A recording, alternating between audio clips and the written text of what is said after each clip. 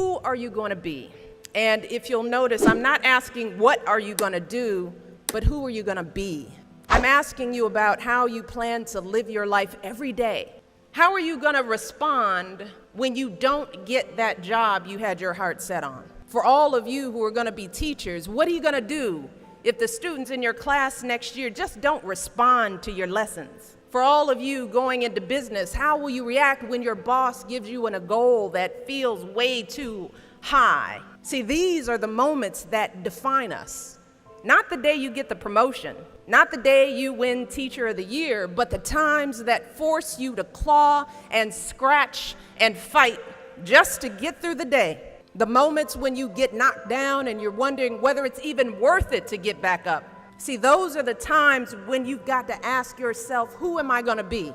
And I want to be clear, this isn't just some vague platitude about building character. In recent years, we've actually been seeing a growing body of research that shows that skills like resilience and conscientiousness can be just as important to your success as your test scores or even your IQ.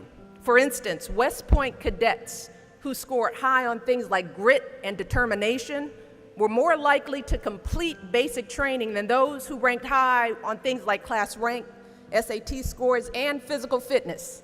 So what we're seeing is that if you're willing to dig deep, if you're willing to pick yourself up when you fall, if you're willing to work and work until your weaknesses become your strengths, then you'll develop a set of skills that you can mold and apply to any situation you encounter, any job you might have, any crisis you might confront.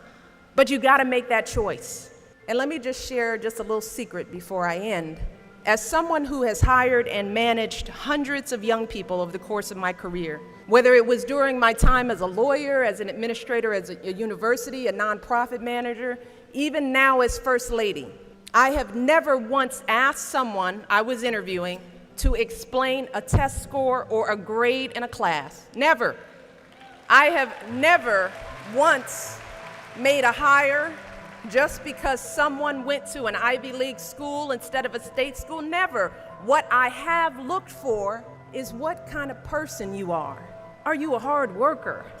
Are you reliable? Are you open to other viewpoints? Have you stepped outside of your own self-interest to serve others? Have you found a way to serve our country, whether in uniform or in your community?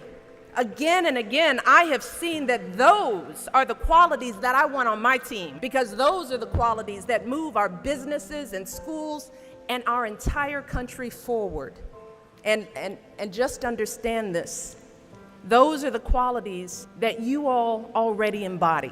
They're the values you learned from your parents, from the communities you grew up in. And today, more than ever before, that's what the world needs.